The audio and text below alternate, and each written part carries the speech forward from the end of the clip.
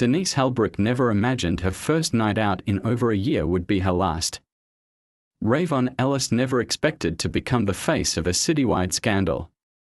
And neither knew that a split-second decision outside a crowded nightclub would link their lives forever, one buried in tragedy, the other behind bars. What happened on that warm September night wasn't just a fatal mistake. It was a deadly chain reaction set off by negligence, fear, and a loaded gun in the wrong hands. Denise Halbrook had always put others first. As a full-time nurse and single mother of two, her days were a blur of schedules, school drop-offs, and hospital shifts. Her mornings started before the sun rose, and her nights often ended with a quiet cry in the kitchen while folding laundry. Life was hard, but Denise was tougher. She had built her little world around her children, Tyler and Ava, ages 8 and 5. Everything she did was for them. She hadn't been out for herself in nearly a year, no parties, no bars, and certainly no clubs. That just wasn't her world anymore. But something about that weekend felt different. She was exhausted, emotionally drained, and her sister had been begging her to take a break. Her best friend Kendra had been trying for weeks to pull her out of her routine, insisting she deserved one night to feel alive again. Kendra was persuasive, fun, outgoing, the kind of person who always had a plan. This time, her plan was a night at the Velvet Lounge, a popular spot on the edge of town known for its music, energy, and unpredictable crowd. Denise hesitated. She had no interest in loud music or crowds anymore. But her sister offered to keep the kids overnight, promising popcorn, movies, and bedtime stories. It sounded like peace. Maybe even a chance to sleep in. After some back and forth and nervous laughter, Denise finally agreed. Just for a couple of hours, she said. Just to remember what it felt like to be someone other than Mom. That Saturday night, she stood in front of her bedroom mirror and stared at herself. She slipped on a red jacket that still fit from her pre-motherhood days, touched up her makeup, and put on her favorite earrings. She looked good, tired, but beautiful in a way that only someone who's lived through storms could look. Kendra arrived just before 10, blasting music from her car and shouting excitedly from the driveway. Denise laughed for the first time in days as she got in, still uncertain but letting the energy carry her away. The city lights blurred past as they drove, the streets alive with weekend buzz. Denise felt a flicker of excitement, a little reminder of the girl she used to be. They talked about everything, old crushes, work drama, and what songs better still be playing when they arrived. As they pulled up to the Velvet Lounge, the line was already long, winding around the building. The air was warm for a September night, and music thumped through the walls, shaking the pavement beneath their heels. Denise took a breath and stepped out of the car, unaware that every moment from this point forward would be part of a tragedy. She was just a tired mother on a rare night out, looking for a break from the weight of her world. But fate had already begun moving its pieces. And by the end of the night, Denise Halbrook's life would be reduced to headlines, police reports, and 2 children who would never see their mother again. The Velvet Lounge was already buzzing by the time Denise and Kendra reached the entrance.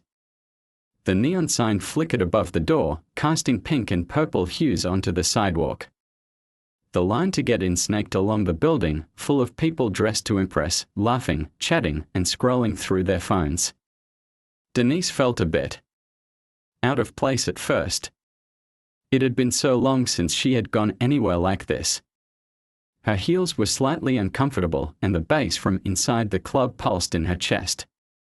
Still, she followed Kendra's lead and joined the line, trying to shake off her nerves. Across the lot, security guards stood tall in black clothing with earpieces tucked behind their ears.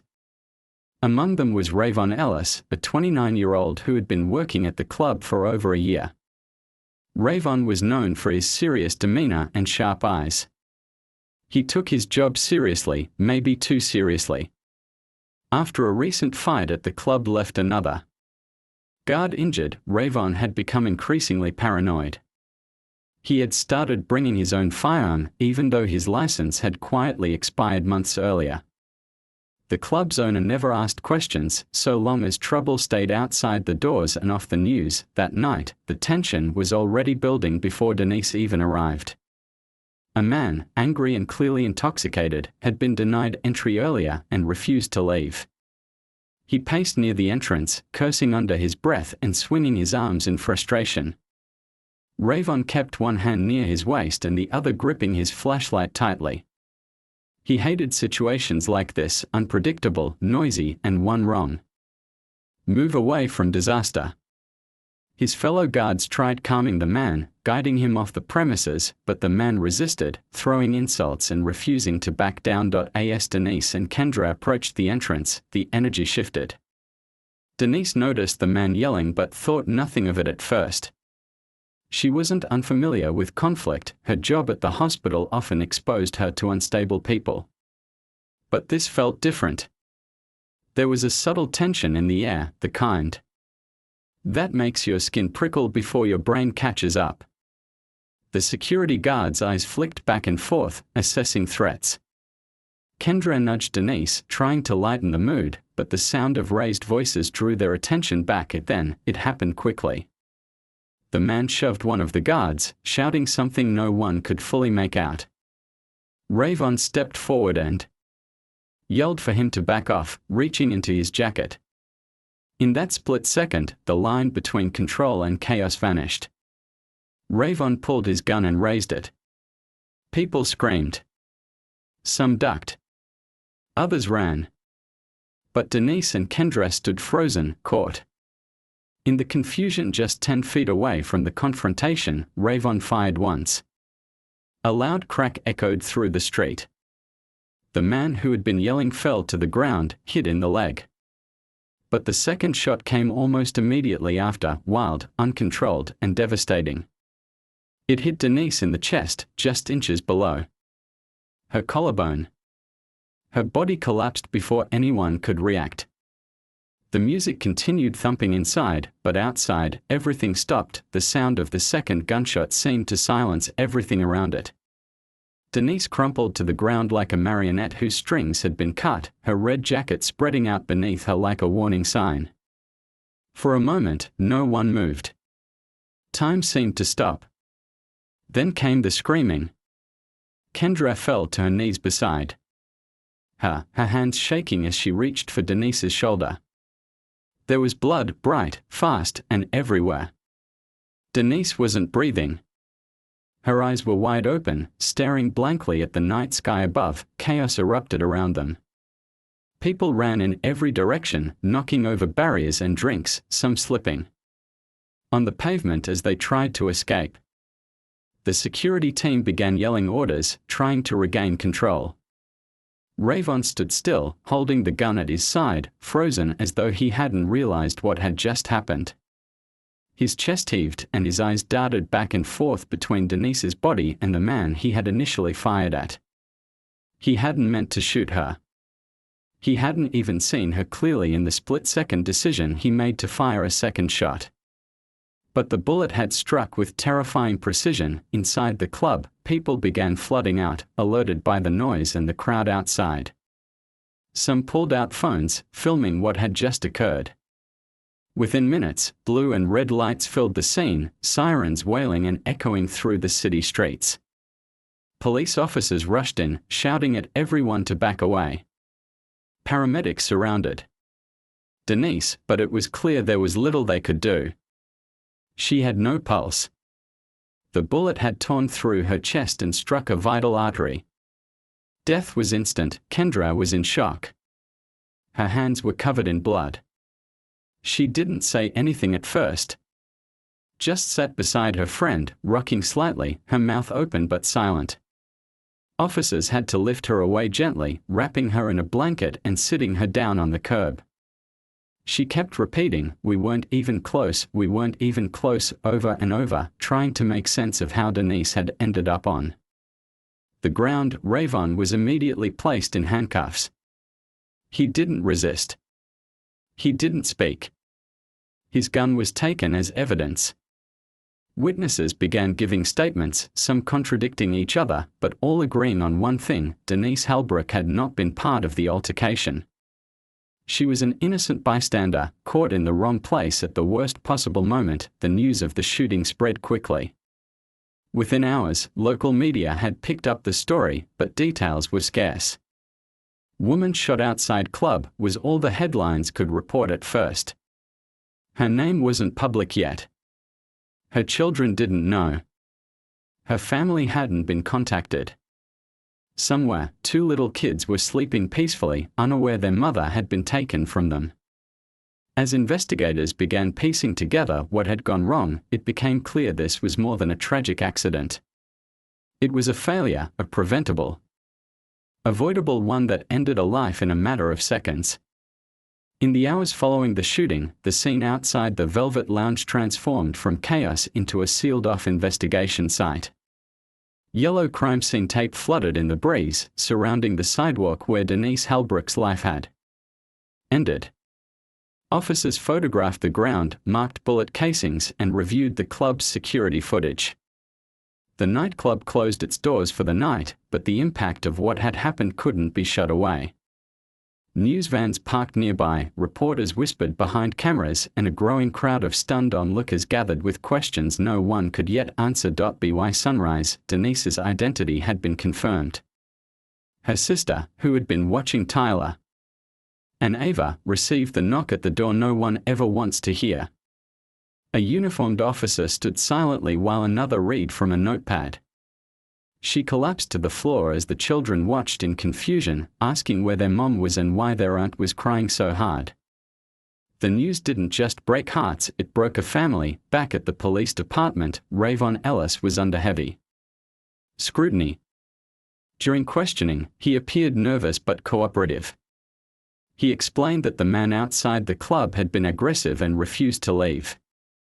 He said he feared the man might be armed or violent, and when he saw him lunge at another guard, he reacted. But when asked about the second shot, his voice faltered.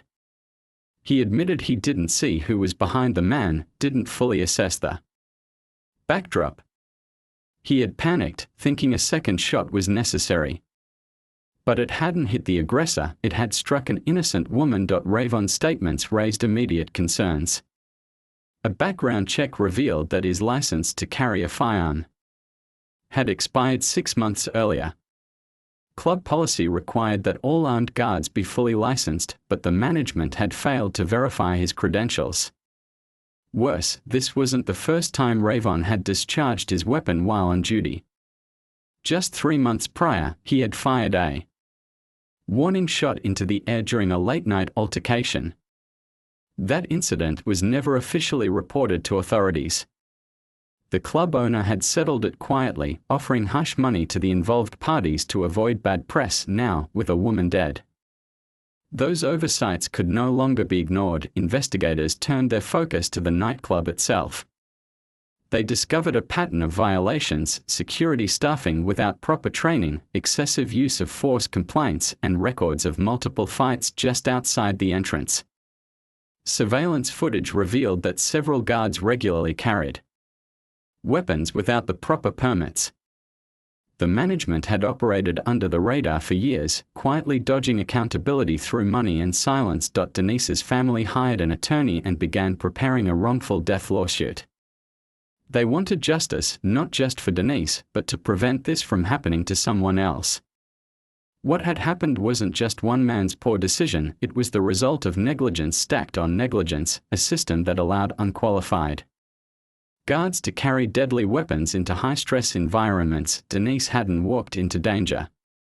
Danger had been waiting for her, camouflaged as protection. In the weeks following Denise Halbrook's death, the city of Tacoma was forced to confront the harsh reality of what had unfolded outside the Velvet Lounge. Public outrage grew as details of the shooting emerged. Social media campaigns demanded justice. A vigil was held on the sidewalk where Denise had fallen. Flowers, candles, handwritten notes, and a photo of her smiling with her children became a makeshift memorial. People who had never met her came to mourn. Her story resonated deeply. She wasn't a celebrity or someone famous. She was a mother, a nurse, a woman who had done everything right and still lost her life to a system that failed her. The club's owner, Mark Velman, initially tried to deflect responsibility. He released a brief statement offering condolences and claiming the incident was unforeseen and tragic. But investigators had already begun building a case against him. Documents showed he had employed security staff without conducting background checks and that he was aware Rayvon Ellis was unlicensed to carry a firearm. Internal emails revealed that previous violent incidents had been covered up, with payments made to victims to avoid lawsuits and police involvement. In one message, he even instructed staff to keep the noise down about a previous altercation. It was damning evidence. Mark was arrested and charged with criminal negligence. The nightclub was permanently shut down by order of the city council. Its once colorful sign was torn down and the building was boarded up. For those who once saw the Velvet Lounge as a symbol of nightlife and freedom, it now stood as a silent reminder of the cost of carelessness. Rayvon was charged with involuntary manslaughter. In court, his defense argued that he acted out of fear and poor judgment under pressure. But the prosecution highlighted the fact that he had no legal right to carry a gun, especially in a crowded public space. His failure to assess the situation properly led to an innocent woman's death. The jury deliberated for 2 days before returning a guilty verdict. Rayvon was sentenced to 8 years in prison. Denise's family received a settlement from the club's insurance provider, but no amount of money could fill the void left behind. Her children were placed in the care of their aunt. Tyler struggled with nightmares. Ava, too young to understand what had happened, still asked when her mom was coming back. The loss rippled through their lives in quiet, painful ways. Missed birthdays, empty seats at school events, the silence in the kitchen where Denise once hummed while making dinner. But out of the tragedy came something lasting. Denise's story led to new legislation in Washington state requiring stricter regulations for private security personnel, including mandatory training, background checks, and routine license verification. Her name was mentioned during the governor's speech when the bill was signed into law. In the end, Denise Hellbrook became more than just a victim. She became a catalyst for change, a life stolen, but not forgotten.